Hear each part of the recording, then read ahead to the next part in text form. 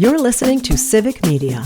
You can tune into any of our live shows on any radio station across the state with the Civic Media app. Find us in your phone's app store and listen anytime, anywhere. Good morning and welcome to Matt Nair on Air. Jane Matt Nair, Greg Bach, Calvin Butenhoff coming to you live from our studio at Radio Park in Racine. You can always join us. You can call or text. The number is the same, 855-752-4842. Leave a comment as well if you're watching on the live stream on Facebook, YouTube, and what used to be Twitter. Really busy show today. Our friend and colleague and host of Amicus, a law review from 9 to 11 across the network on Saturday mornings, Jim Santel is going to be joining us. There have been some big decisions from the U.S. Supreme Court that should concern all of us. Absolutely. Especially regarding deportations and the Trump administration's ability to do this without due process. So Jim Santel will be joining us after the 9:30 news. In hour number 2, Brittany Merlot will be here for a little weather and wine. Civic Media meteorologist. Multi-award winning. Ooh. I know. Looks like we have some more storms coming in later on this afternoon. Yeah. And then they're going to clear out of here. But I looked ahead to the forecast, and it looks like Sunday is going to be up in the lower 90s again. So Brittany will be here to explain everything that is coming, what we're watching for. That's at 10:20. 10:35, the Acme Packing Company's Paul Noonan here to talk all things sports. I know we will be talking about Miz. The Miz. It's The Miz. Which is funny because there's a wrestler who goes by the name of The Miz as well. Oh, yeah? But the Brewers are crushing it right now, and it is interesting. It's impressive. It's impressive. It's Yeah. interesting. It's fun, but it's also, as a Brewers fan, you're like, okay. It makes you worry, doesn't it? Okay. Don't take my heart and Yes. stomp on it again. Let's not get too excited. Right. And then at the end of the show, we'll wrap it up as we always do with This Shouldn't Be a Thing. Today it is the Bear Grill edition. There's a visual element involved, so I encourage you to stick around for that. We did have some decisions by the Wisconsin Supreme Court. Mm-hmm. Yes. Kind of a surprise. Yeah. For some of us. Joanne Krulutz and Lucas Hunt from Civic Media have a great article on the Civic Media website. Go to the news section. State Supreme Court overrules Governor Evers' veto of GOP education bill. Funds to be released. The Wisconsin Supreme Court, with a liberal majority, has handed a victory to the GOP-controlled legislature following the court's decision to reject Governor Evers' veto of a bill that would invest $50 million into student literacy. The Joint Finance Committee has now agreed to release the funds. The co-chairs of the Joint Finance Committee, Howard Markline and Max Bourne, say that the governor's actions were unconstitutional when he used his veto pen. Mm-hmm. And that is what the Supreme Court has said unanimously. Unanimously. Yes. Couple unanimous decisions yesterday by the Wisconsin Supreme Court. If we're not going to delve too deeply into this, Pat Kreitlow is going to join us next Tuesday. Yeah. And Pat had a really wonderful explainer of this whole thing and the entire process. I encourage you to go back and listen to Pat's podcast. Mm-hmm. And again, you can find that at civicmedia.us. Just click on shows.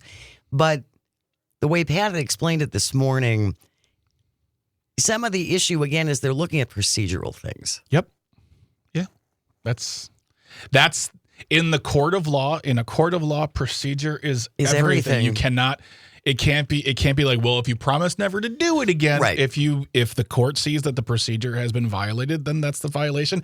And that's why I saw a lot of individuals getting very much like, what? It's like, this is a unanimous decision. And if it's a procedural decision, then there's not a whole lot of, honestly, you can do what Tony Evers did, and he came out and said he thought this was a very bad decision. He said it was unconscionable. He said it was wrong. But at the end of the conversation, he also said, I accept it.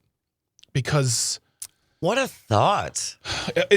Jane, it's almost alien at this point to see our leaders accept decisions that don't go their way. Yeah, that don't go in their favor. Who would have thought that was actually possible? Governor Evers, after this decision was announced, said, quote, I will never apologize for fighting for our kids in our schools. Not today, not ever.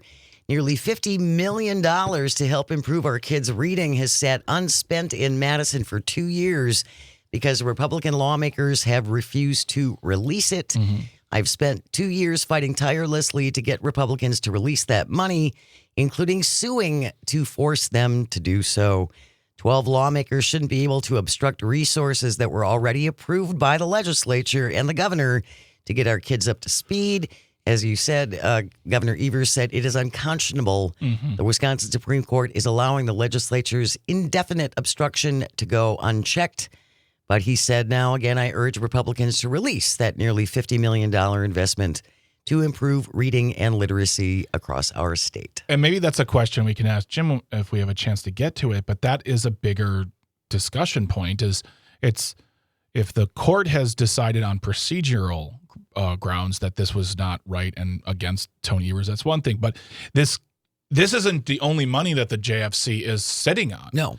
So is that something that can be taken to Will court? that Is be that coming next? explored? Because right now you've got the PFAS money that needs to be released. $125 million needs to be released. It's needed to be released since, I don't know, I've been at this company. So I think there is another issue here at play, is that every time they get a hold of money that needs to go out to the world, if it's something they don't like, they'll hold on to it. Yeah, and they sit that on it. doesn't help the people of Wisconsin, in a Robin Voss representative democracy. Well, it's Robin's money, and we're just lucky if we get to benefit from it. Yeah. Essentially. Yeah. The other decision that came out from Wisconsin Supreme Court yesterday, court refuses to hear challenges to Wisconsin's congressional district boundaries. The second time in 2 years, the court has declined to hear challenges from Democrats. The decision was made without explanation from the court. That is a setback. This from WPR for Democrats who had been hoping for new lines.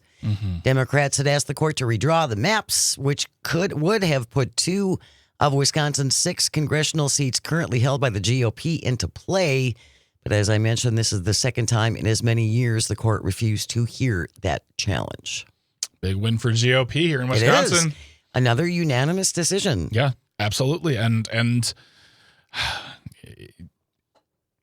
it's, I don't know, it sucks, but I don't want to, like, to me, that's an emotional response to a non-emotional answer from them. Like, they're not sitting here going, well, like, how do I feel about this? They're looking at the reasons why. It's based in procedure, it's based in facts, and if they decided unanimously not to take it, it's a liberal majority court.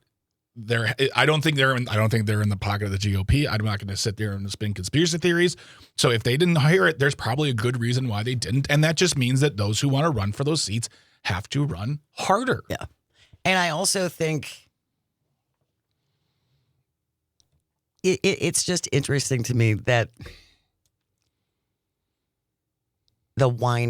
it's just the whining that constantly comes from one side. And I would like to see some acknowledgement from the Republicans that the governor has accepted this decision that went against him. Instead of, suing the Wisconsin Supreme Court, which seems to be something that the administration is kind of really embracing. Well, I mean, it's... And will this Supreme Court get any credit now? For making decisions that go against the Democratic governor? Because I remember all the warnings when we were leading up to this last election. Oh my gosh, you give it over to the liberals, and the judgments that will be coming will be unbelievably wacko. And this may be an unpopular opinion, but I don't think we should be doing either, but on the other side, because when Amy Coney Barrett, Neil Gorsuch, and Brett Kavanaugh came to the Supreme Court, we thought it was going to be the death and destruction of this country period. At least in the case of Amy Coney Barrett, she's made some decisions on the side of the liberal justices that have been confounded and anger the Trump administration. Yeah. I think when it comes to the Supreme Court, whether you're talking about the state or the country, they're going to make decisions that you don't like. And some of them are going to have huge impact. I'm not going to say that Dobbs wasn't important. It's an important point in this country. But when it comes to the Supreme Court, they like to spin them as like, oh, if it's liberals, it'll be nothing but birth control and communism in the street. Right. But it's not. And we overplay it. And no, to answer your question, Jane, the Republicans will give them no credit, because if you look at their response after the decision was made regarding the Joint Finance Committee, it was nothing but laced with Republican talking points about how terrible Tony Evers are and the Democrats and how they're trying to tax and spend. It's like they're never going to stop playing politics with these things, and they're never going to stop using the Supreme Courts as a puppet and a way of getting of scaring people into voting one way. Because if we have liberal justices, well, I know where it's all going to hell. If we have conservative, Judge Hagedorn has been a big disappointment to some. So, I mean, for me personally, and that's something I learned in school, is just like when it comes especially to the Supreme Court, it's not totally without emotion, but whenever there's a decision like this that comes down, my thought is always like, okay, well, then there are reasons. Well, they're looking at the law. They should be looking at the law. And that's why they publish decisions and they put forth and they give you precedent. And you might not like it, but you kind of have to swallow it and say, all right, that's a battle for another day. Well, and I'm sure this will come up again because, they made this decision without giving any explanations, at least as far as the new lines. Well, and that's when I would like an answer to, because if it's the second time in as many years and they're saying no and they're not saying why, then those who want to fight for different congressional maps, how do they, I don't want to say improve, but how do they come back with new information? Well, what do they have to go on? One of the criticisms I saw this morning, it was the Elias Group that brought one of these lawsuits trying to push for redrawn lines. And one criticism I saw this morning was that they used the same argument that they used 2 years ago. So they didn't bring anything new to this argument. And why they thought maybe they thought because, again, that it's liberal controlled now, maybe they thought there was going to be a different response. I think that's fair. I think that's a fair assumption. I won't say it's the reason. I don't know why, but I think it's a fair assumption. It's like, well, we have new people and they all seem to, you know which way their bread is buttered. But but then the court might have to say like, hey, come back with something more, be more persuasive. Try some different arguments. The last two didn't work. Yeah, exactly. I know. But yeah, Well, and again, I just think we can all take a collective breath. Yep. And you're right. It's ridiculous of me to expect that the liberally controlled Wisconsin Supreme Court would get any props from the other side, but one can hope. Well, but you know what though? I'll give props then to Tony Evers, who has his emotions in it and he has his opinions in it. But at the end of the day, he's not gonna yell at the court. He's not gonna yell at Republicans. He's not gonna yell at the media. He's just gonna say, "All right, that's it." Jim from Brookfield texting in, good morning. No, the state Supreme Court will not get any credit for not siding with the Democrats. Robin Voss will be shouting bias as soon as a decision goes against the Republicans. Jim from Brookfield. Thank you so much for checking in, Jim. Stay with us when we return. Oh, yes, the most competent administration in history. More details on the other side. Stay with us. You're listening to Matt Nair on Air on the Civic Media Radio Network. You're listening to Civic Media. Stay up to date on the latest news and information for your local community and Wisconsin by signing up for our free email newsletter. Visit civicmedia.us/email to get started. Good morning and welcome to Matt Nair on Air. Jane Matt Nair, Greg Bach, Dr. Slide on the board. Coming to you from our studio at Radio Park in Racine. You can always join us, call or text at 855-752-4842. Leave a comment if you're watching on the live stream on Facebook, YouTube, and what used to be Twitter. We got Friday tomorrow. Free ticket Fridays are back. Starting tomorrow morning with Pat Kreitlow from 6 to 9. Mornings with Pat Kreitlow. He will have a keyword for you. Then we will here on Matt Nair on Air from 9 to 11.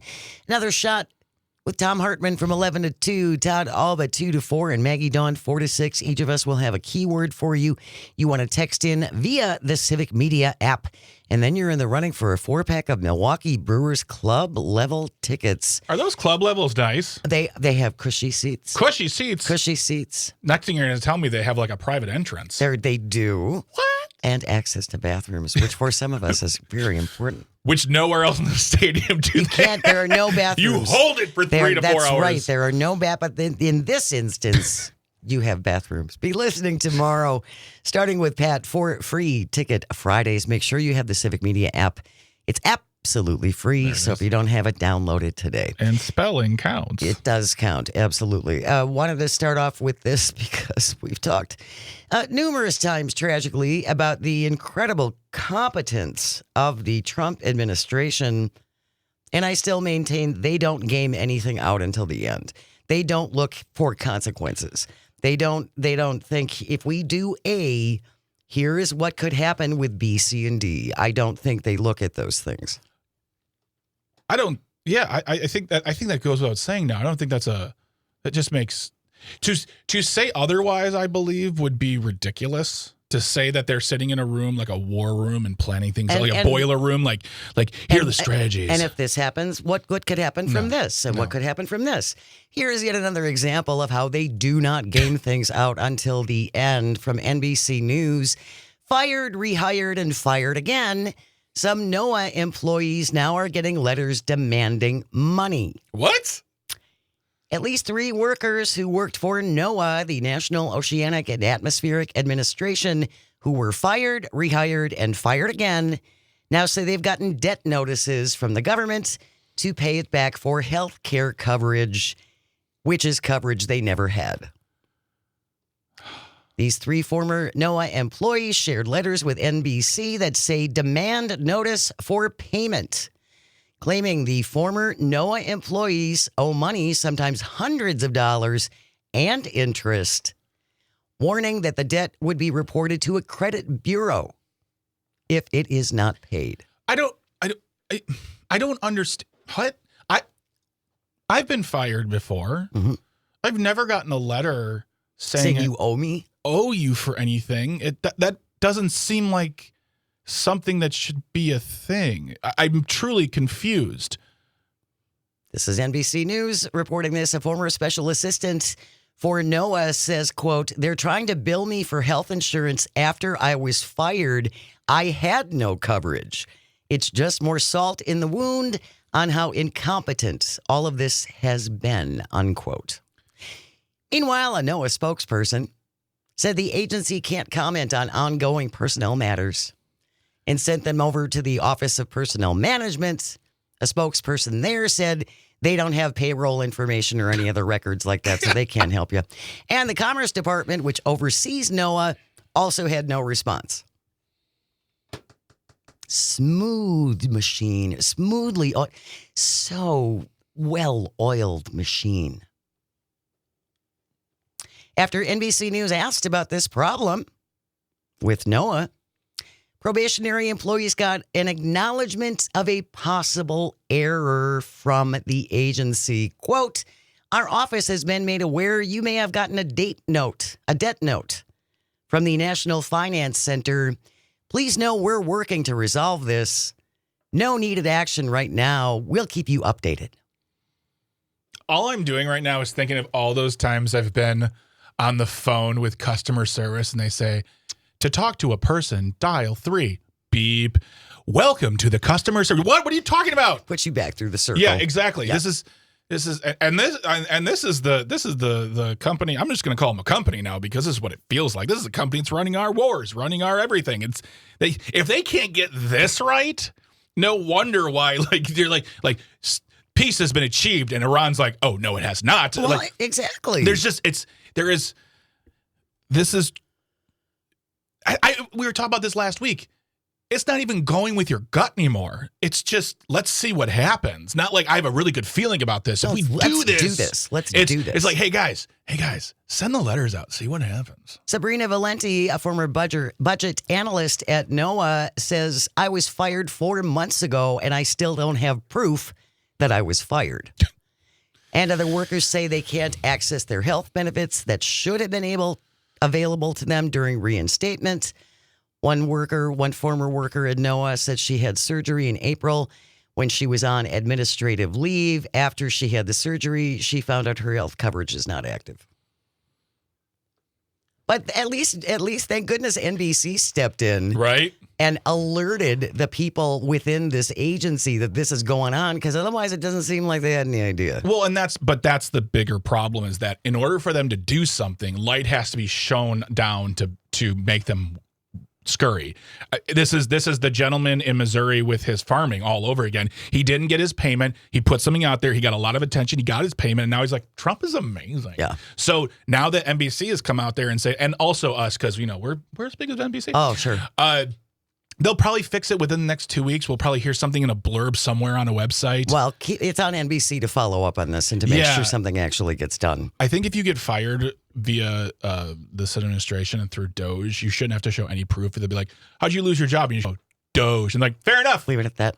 News is coming up next when we return. Jim Santel will be here. We're going to talk about a number of decisions from the U.S. Supreme Court. Stay with us. You're listening to Matt Nair on Air on the Civic Media Radio Network. Good morning. Welcome to Matt Nair on Air. Jane Matt Nair, Greg Bach, Kelly Dini on the board, coming to you from our studio at Radio Park in Racine. Join us, call or text at 855-752-4842. You can also leave a comment if you're watching on the live stream on Facebook, YouTube, and what used to be Twitter. Joining us now, you can catch him Saturday mornings across the network from 9 to 11. It's fantastic. It's called Amicus, a law review. Jim Santel is here, acting attorney, former U.S. attorney. Having you here gives us the ability to say, Jim, we are attorney adjacent. Mm-hmm. Absolutely. And it's great to be adjacent with you every Thursday morning, maybe even more than that. And Sometimes. so glad to be with you once again. Glad to have you with us, Jim. There have been a couple of decisions that have come out from the Supreme Court this morning before we're going to move on to talk about another decision we want to cover. But what has happened this morning?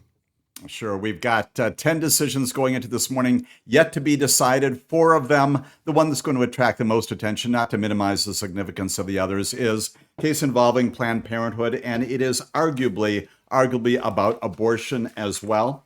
The issue is whether or not, came out of South Carolina, 2018, there's a governor there who yanked Medicaid funding for the state's 2 Planned Parenthood clinics there. And again, what happens is that the court determines whether or not that is legal, basically under the Medicaid statutes and laws, and finds in the end that by a 6-3 majority, right down lines, as we often talk, we've got a majority saying no, that the challengers, basically including a patient of one of the clinics who brings this lawsuit saying you're depriving me of my right to medical care, basically the court says you're out of luck. You do not have a right of action under the Medicaid laws to sue.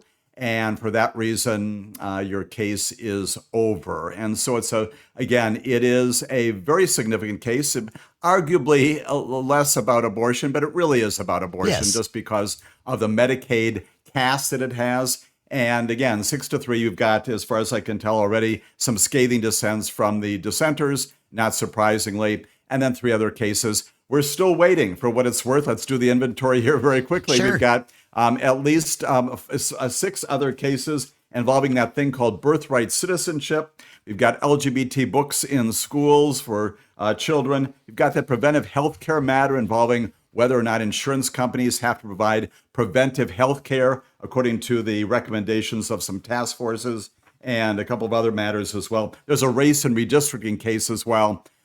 Many things going on here. We're going to be obviously attentive. I think they're going to come back again tomorrow, maybe next week. But this is that feverish time, and this morning is no exception. Just the cases you're going over there. I mean, LGBTQ books in schools. It's just, I mean, I don't want to say it's a waste of time, but it feels like there's other things they could be doing. This is such a ridiculous point to be taking all the way to the Supreme Court. Seems like a book banning issue, which on the face of the Constitution seems like, well, this shouldn't even make it out of the lowest courts. It should just be like, no, you let the books be there.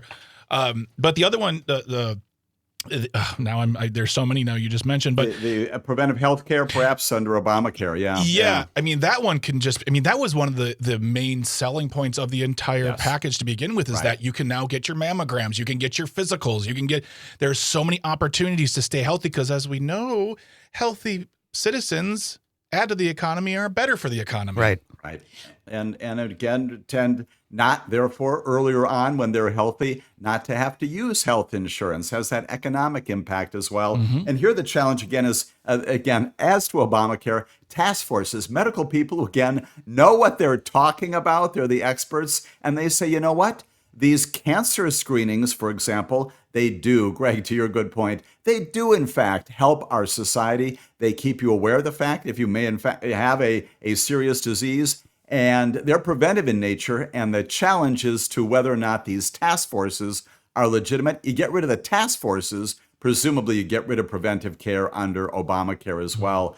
I'm hopeful on that one based upon the oral arguments. We'll see. Always hard to predict. Yeah. We'll see. But it appears that maybe we've got a majority of the Supreme Court who is going to say once again, that's going a bit too far. And these task forces are properly constituted, therefore saving it. But once again, it is a dangerous enterprise, as all three of us know, to predict what the Supreme Court may or may not do. Again, that just doesn't make any sense to me. The whole MAHA thing. Okay, we're to make America healthy again. Let's all get healthy. Let's all wear wearables. Let's all be conscious of our health. But let's not cover early screenings. That's completely backwards. Let's not endorse vaccines. I would think every health professional is going to say that any dollar we spend pre-hospitalization is going to be a better dollar than the ones when you're in hospital. Right. And frankly, again, in the category of the word amicus, you've got a whole bunch of amicus briefs, friends of the court, written, Jane, just by those medical providers saying, this is a good thing. Let's prevent disease. Let's prevent healthcare challenges.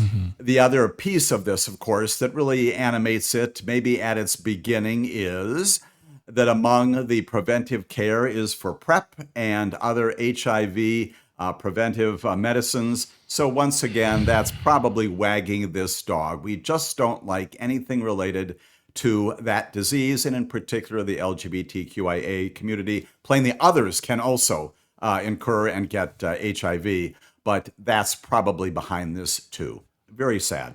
In 2025, the year of our Lord, I never understood. I just like saying that. During Pride Month, this is a message to all of you conservative, gays, lesbians, whatever, queer friends. You thought you were voting for Trump maybe because you don't really believe in the trans movement that freaks you out or whatever, but the trans groups, the trans individuals were the first group to go after. Yes. You are next. Obergefell is next. Yeah. Right. It is. There are already legislative initiatives percolating up in state courts to overturn Obergefell and attack that. They may not get to our national attention right away, but you're right, Jane, you're right, Greg. This is a part of an overall national initiative. We've got the power now. We've got the Supreme Court. We've got the White House. We have the Congress, too. Not that they engage in any of this. They're completely ineffective in many of these. But let's move on this. This is that opportunity. And it sets back things. As Sonia Sotomayor says, Galena Kagan, Ketanji Brown Jackson, a whole series of dissents in many cases, including one actually involving fuel providers and fuel manufacturers from just Friday. She talks about how the court is going to be seen more and more as a corporate entity that protects corporations. And that's not what America looks to the court to do. Those are the challenges when these things happen. The impressions of Americans about what their highest court and other branches of government do, they're all important. And today we are really we're in a fight. And we're in a bad situation because of the need to push back on all of that. Well, a good day for Amy Coney Barrett. She's back in good graces again because she does things Republicans don't like, and then she does something like this, and she's back in the fold. It's all good. Jim Santel is here. He's the host of Amicus Law Review on Saturdays across the network from 9 until 11. We are going to talk about this now, Jim. Switch gears a little bit. This decision by the Supreme Court essentially gives the president a green light for the deportation programs lower courts have found unlawful. Right. You've got a judge. His name is Brian Murphy, one of those district court judges who is the bastion. He's the standard pushing back on this. This comes out in part that South Sudan case from a number of weeks ago when we had those folks, again, deported and deportable. They're criminals. They're violent criminals. And the question is, when you deport them, nobody disputes that you can or cannot deport them. The question is, in our law, you've got to give them an opportunity to know where they're going, where the plane will land, Right. and ultimately to object to that. That's due process. Brian Murphy says, before you do this, yes, deport these people, go ahead, do that. But before you do that, give them that due process. Again, multiple problems here. What the Supreme Court does on Monday. Again, here we go, my friends. The shadow docket emergency order here. One sentence basically says we're overturning the lower court, and Donald Trump, you can go ahead and deport these people. Fascinating, because by Monday afternoon, Tuesday morning, the judge says, I'm looking at this order. It's a non-order. Nothing about it, Supreme Court, overrules my order from a couple of months ago, and he directs the Department of Justice to continue to give them due process. Of course, the White House goes crazy and says, we're running back into court. We've got to be, the Supreme Court, you got to tell this out-of-control judge that he is out of control. Stop that from happening. And that's where we are today, in part because of the craziness of the deportation problem to begin with, not doing it according to due process. And it is aggravated by the fact that we've got a Supreme Court that is no longer giving you reasons for doing what it is doing in these major situations. And the lower district court doesn't take advantage of it, does what a judge should do and says, I'm looking at these two things. They're not inconsistent. And even though, as you've noted, the representative of the White House says, get those deportation planes going, get them on the tarmac, the reality is that it's confusing, it is a mess. And we have that yet to decide now by the Supreme Court. They're back again. What does John Roberts say now about what his order was on Monday? It's craziness. Well, this actually harkens back to what we were speaking to earlier regarding the congressional maps with the Wisconsin State Supreme Court. Yes. They give no decision. They give no reason. And to me, and what you're saying, I'm hearing, Jim, is that when the court gives little to no reason why they decide on something, that gives the lower courts the reason, like, well, you didn't tell me, so I'm going to do it anyways. Right. And why does the court, whether it's state supreme or U.S. Supreme, not have a responsibility to provide explanation for their decisions, explain their arguments? Exactly, and some of this has got to happen fairly quickly. Question again, largely, if this emergency docket really is all that much emergency in many of these cases. But beyond that, you know what? You, all three of you, including Calvin, everybody at Civic Media, lawyers, judges, medical people, teachers, Masons, bankers, everybody out there, sometimes you have to pull an all-nighter, right? And you gotta sit down and say, okay, I'm going to issue this tomorrow at noon. Get the law clerks in here. We got to write all this out. And yeah, it may keep you from your home in Georgetown or Bethesda, but for that evening, but you got to get this done. And you got to tell us, that's a real important point. I'll take my tongue out of my cheek. You got to tell us what is going on here. So, number one, the American people have some sense of the reason for you doing what you're doing. And then to the point that we're also making, there's instruction to the lower courts. Absent that, you've got mayhem. And that's really what's going on right now on Thursday morning with respect to these deportees. They're apparently in Djibouti right now, and they're in some conference room, and we don't know what their status is. They're giving them a little bit of due process. And again, Stephen Miller going nuts, of course, with the judge too, saying we've got to rein him in. Lots of bad behavior going on here, and none of it needed, none of it focusing on the real issues in America. We've only got about a minute left, Jim, before we go to break. I just do want to say it certainly seems like the Roberts Court has embraced this shadow docket like no other Supreme Court we have ever had. Absolutely. My count, and might be aloft, but 19 emergency orders since January 20th. All of them, one sentence, unsigned. Yes, you get a sense of who the dissenters are, but that's about it. And sometimes they do write dissents, but that's pretty much it. That's not the way this should work. We're going to continue our conversation with Jim Santel on the other side. Stay close. You're listening to Matt Nair on air on the statewide, countrywide. Get us global on the app. Civic Media Radio Network. Don't go away. You're listening to Civic Media. Find the latest news, information, and archives of all your favorite shows on the Civic Media website, civicmedia.us. Good morning. Welcome back to Matt Nair on air. Jane Matt Nair, Greg Bach, Sweet Calby on the board, coming to you from our studio at Radio Park in Racine. Join us, call or text at 855-752-4842. You can also leave a comment if you're watching on the live stream on Facebook, YouTube, and what used to be Twitter. Jim Santel joins us every Thursday at this time. Our friend and colleague and host of Amicus, a law review, Saturday mornings 9 to 11 across the network. I highly encourage you to check out the show. You can also listen to former podcast or old podcasts if you can't listen live. Yes, indeed. Just go to civicmedia.us and click on shows and look for Amicus, a law review. This broke, Jim, as we were in break there. I wanted to talk about this just briefly. U.S. House bill would prohibit federal immigration agents from wearing masks while making immigration arrests. This was sponsored by two Democrats from New York State. I don't understand how it's okay that we have people in jeans and jackets and flannel shirts with masks on who are not required to identify themselves and just can snatch people off the street and throw them in a van. I don't understand how that's legal in this country. I don't understand it either. In practice, there are some great problems with it. The general policy is in the federal system, you are transparent. And if you're going to arrest Jim Santel, you show up at the door, you show up at his place of work on the street, and you say, my name is Greg Bach, and I am an ICE agent. I am here to arrest you. I've got a warrant, or I've got probable cause to do so. That not only is good law enforcement, what else does it do? It ensures that there's nothing disastrous that happens, right? Virtually everybody knows that if you've got a police officer who's going to arrest you, what you don't do is take that police officer on. It will go badly for everybody, Yes, including you. So it minimizes the danger of that already confrontational engagement.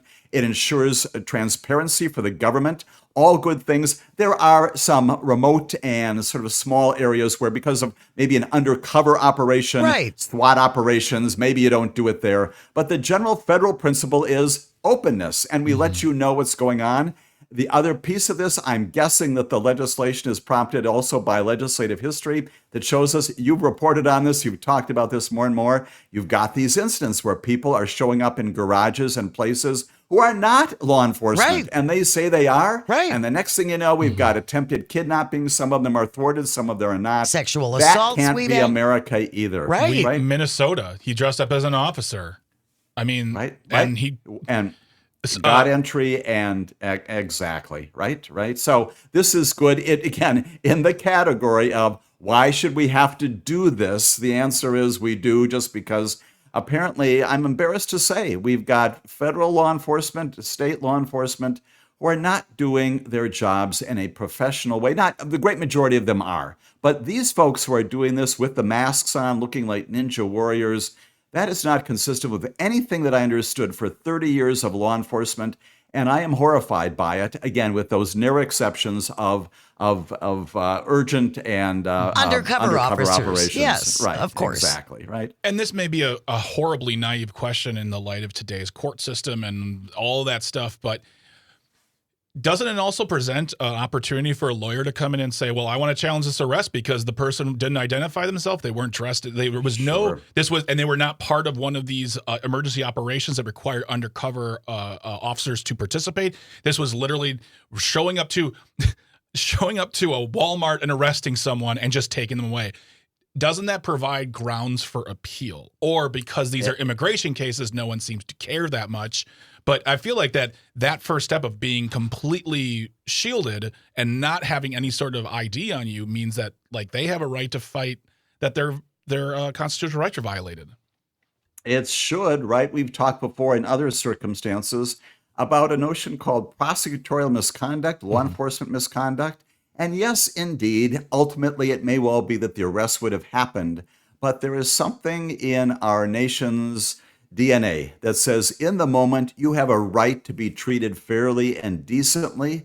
That's implicit, if not explicit, in our Constitution. And again, bad things can happen. There can be 1983 actions alleging, again, a violation of civil rights, those kinds of things. That's a civil action, but all kinds of things can flow from it. And you add that into other challenges to the underlying prosecution that go to the substance of the charges. And in the end, you've got a laundry list for the judge to take a look at, who may say, in the end, maybe one or two of these things I'm willing to overlook, but you've got a whole series of problems with law enforcement acting as it is. And for that reason, I'm going to dismiss the charges or I'm going to sanction the government in some way. Judges can do those kinds of things when they see these kinds of violations. Again, I just don't understand how we think this is okay in this country. Are we teaching our 9-year-olds that if a white unmarked van pulls up when you're riding the bike in front of the house and unmasked, unidentified men jump out, you should just jump in the van, Susie? Is that what we're teaching our kids? No, we're not. Yeah. So don't tell me that this is okay, that this is American justice. And that's the practical problem on the streets for youth, for adults. And we've seen that as we have just been talking. It is unfortunately increasing in number and ferocity. Greg, you just mentioned the horrific, disastrous catastrophe of the assassinations in Minnesota. Mm-hmm. Other instances of it as well. That's what animates this good legislation. It probably won't see the light of day inside this House because of the political realities there, but that's where we are. Listen to Jim Santel Saturdays 9 to 11 across the network. Amicus, a law review. Thank you so very much for your time, my friend. We will see you in a week. Always a pleasure, my friends, and we'll look forward to more Supreme Court cases coming out, and we'll talk with you about all those as well. Sounds great. We got news coming up next. Stay close. You are listening to Matt and Air on Air. This is the Civic Media Radio Network. The national news cycle never stops, but it can be hard to find news about your local community. Civic Media is dedicated to providing quality local and state news coverage across Wisconsin. With the Civic Media app, you can get notifications about local stories that matter to you and your community. Find the free Civic Media app in your phone's app store and choose notifications from the menu to tell us what kind of news you want to hear about.